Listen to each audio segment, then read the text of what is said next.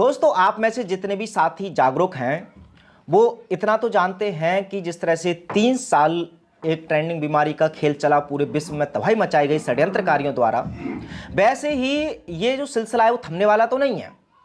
अभी और भी बहुत सारी महामारियां आएंगी या यूं कहिए कि लाई जाएंगी और उनके नाम पर जो गोरख धंधा है या तबाही है या षड्यंत्र है वो लगातार रचे जाएंगे। लेकिन अब सवाल ये है कि इन षड्यंत्रकारियों की अगली प्लानिंग है क्या?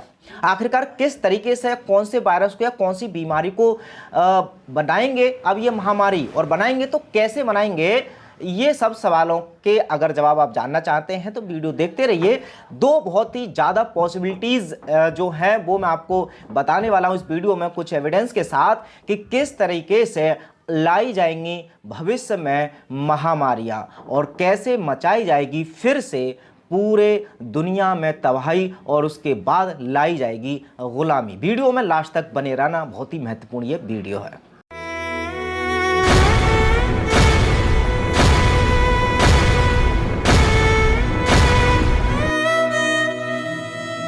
नमस्कार, मैं हूं सुमित आजाद और अवेकन भारत की इस नई वीडियो में फिर से बहुत बहुत स्वागत है। आइए सबसे पहले एक खबर देखिए। ये TV9 भारतवर्ष की खबर है, इन्होंने छापी है, 9 मार्च की खबर है कि दुनिया भर पर मंडरा रहा है बहुत ही ज़्यादा कत्लेआम का खतरा और मक्खी के या मच्छर के द्वारा पूरे विश्व में मचाई जाएगी या मचाई जा सकती है तबाही आतंकवादियों द्वारा। अब हालांकि ये कौन आतंकवादी हैं जिसको हम अक्सर आतंकवादी समझते हैं, वही आतंकवादी ये फैलाना चाह रहे हैं, या कोई और आतंकवादी हैं जो मुखौटा पहने हुए हैं शरीफाई का, वो है वीडियो में थोड़ा आगे बात करेंगे। लेकिन फिलहाल इस खबर के अनुसार कई सारी रिसर्च हुई हैं, पहले भी हालांकि हुई है। अभी हाल ही में जो रिसर्च हुई है वो न्यू साउथ वेल्स यूनिवर्सिटी में ग्लोबल बायो सिक्योरिटी पढ़ाने वाले एक प्रोफेसर हैं रेना मैकइंटायर। अब इन्होंने एक सलाह दिया है या एक खुलासा किया है कि टेक्नोलॉजी जिस तरह से लगातार बढ़ती जा रही है और खासकर AI टेक्नोलॉजी, तो ये मानव इतिहास के लिए बहुत बड़ा खतरा होने वाला है। इन्होंने संभावना जताई है कि जो आतंकी संगठन हैं या एक देश दूसरे देश पर अब हमला करने के लिए बंदूकों का, तोपों का, इन सब हथियारों की बजाय बायो वेपन, यानी ऐसे हथियार जिन हथियार के रूप में वो इस्तेमाल कर सकते हैं कुछ इस तरह के वायरस जिनसे बड़ी आसानी से और बिल्कुल साइलेंट किलिंग कर सकते हैं लोगों की बॉडी में वो वायरस पहुंचा करके। हालांकि इस तरह की भविष्यवाणी, ये जो ट्रेंडिंग बीमारी इस समय जब से शुरू हुई, बहुत सारे लोगों ने इस तरह की थ्योरीज दी कि ये खुद भी एक बायो वेपन था जो कि चाइना की तरफ से छोड़ा गया। हालांकि इसकी पुष्टि नहीं हो पाई, लेकिन आज तक इसको कोई प्रूफ भी नहीं कर पाया है कि ये झूठ है। आज तक कोई नहीं पता पाया कि आखिरकार ये जो पूरी 3 वर्ष जिस वायरस की वजह से पूरे विश्व में तबाही मची, और अभी भी हालांकि काफ़ी राहत है, लेकिन कुछ देशों में या कुछ इलाकों में अभी भी है इस बीमारी का खतरा। तो ऐसे में इसकी शुरुआत कैसे हुई, कहाँ से आया था ये? तो ऐसे में एक एग्जाम्पल तो हम पहले से देख चुके हैं। इन्होंने बताया कि भविष्य में इसी तरह के या इससे भी ज़्यादा खतरनाक वायरसों को AI टेक्नोलॉजी की मदद से बहुत ही छोटे छोटे मक्खी या मच्छर या कीटों के द्वारा वो छोड़ा जा सकता है किसी भी देश में।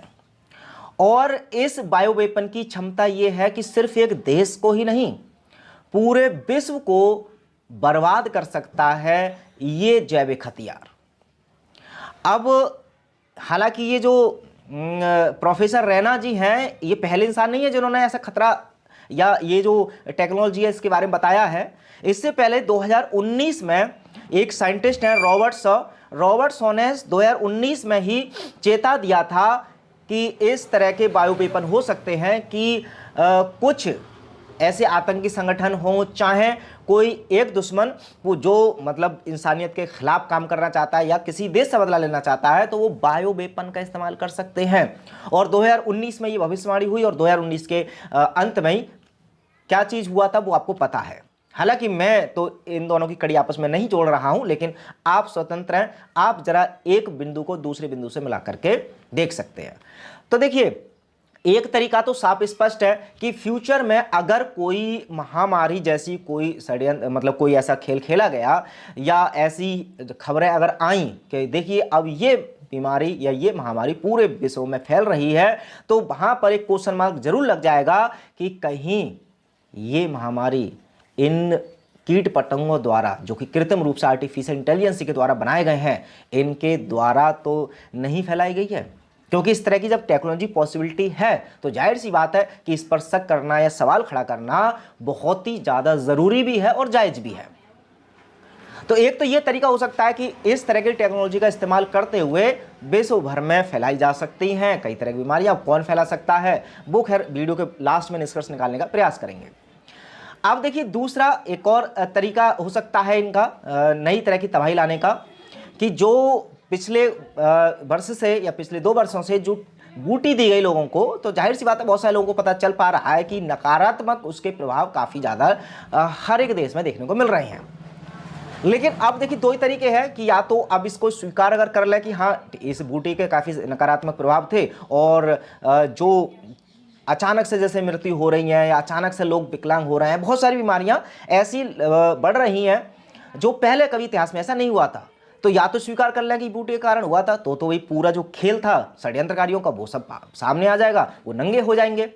लेकिन वही षड्यंत्रकारी अगर ऐसा नंगे होना चाहते, अगर वो कच्चे चने का खेल खेलते तो वो अब तक पकड़ जाते, लेकिन वो भाई बहुत तगड़े खिलाड़ी, क्योंकि उनके इंसानियत उनके अंदर मर चुकी है और वो किसी भी हाल में अब अपनी हारी हुई बाजी को भी वो जीत में बदलने के लिए अब इन नकारात्मक प्रभावों को भी अब नाम दे सकते हैं एक और नई महामारी का।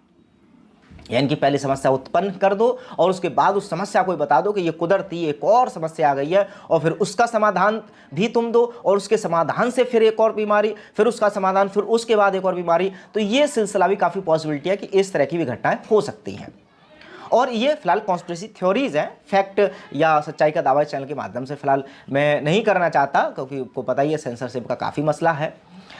तो अब इन दोनों प्रिडिक्शन के बारे में आपका क्या राय है कि क्या हो सकता है कि जो मैंने बताया है कि ये पॉसिबिलिटी है कि षड्यंत्रकारी क्या इन दोनों चीज़ों का सहारा ले सकते हैं? कमेंट बॉक्स में बताना ना भूलें, ताकि मुझे भी पता चल पाए कि इस चैनल से जुड़े हुए मेरे अवेकन भारत से कौन कौन मेरे साथी हैं जो ऐसे ही जागरूक हैं और आने वाले खतरों से वो पहले से ही अवेयर है। अब लास्ट जो एक क्वेश्चन मार्क कि जो जिक्र किया था कि ये इस तरह की कदम अगर उठाएगा भी तो इसके पीछे हाथ किसका हो सकता है? क्या सच में आतंकवादियों का? क्योंकि ये नाम तो आतंकवादियों का ही लेंगे, अगर ऐसा हुआ भी आतंकवादियों का नाम लेंगे तो अब। लेकिन क्वेश्चन मार्क ये भी है कि इतनी हाई टेक्नोलॉजी या इतनी सारी चीज़ है अगर आतंकवादियों के पास हो सकती है, तो जो तथाकथित सो कॉल्ड दुनिया के सबसे अमीर इंसान हैं जो हर तरह की टेक्नोलॉजी को खरीद सकते हैं, डेवलप कर सकते हैं, तो क्या वो इस तरह की तबाही को रोक नहीं सकते? तो इसका जवाब तो है कि हाँ रोक तो सकते हैं, लेकिन फिर भी अगर नहीं रोकी जाएगी इनके द्वारा तो सवाल ये खड़ा होगा कि कहीं ये कदम खुद इन लोगों का ही तो नहीं है और नाम ये आतंकवादियों का लेंगे। कौन हो सकता है अगर इस तरह की बीमारियां आई, चाहे वो मक्खी के रूप में बीमारी छोड़ी जाएं या फिर इन कोई नकली बीमारी को महामारी बता दी जाए, इन दोनों के पीछे आखिरकार किन का हो सकता है हाथ? ये जो आतंकवादी हमारे सामने अभी तक रखे जाते हैं, चाहे वो ISI हो या कोई और आतंकी संगठन, उनका हो सकता है, या फिर कुछ ऐसे संगठनों का जिनके बारे में या हमको झूठ बोला गया है। चलिए अपनी राय कमेंट बॉक्स में रखिएगा जरूर। मिलते हैं अगली वीडियो में किसी और इन्फॉर्मेशन के साथ, तब तक अपना ख्याल रखें। जय हिंद।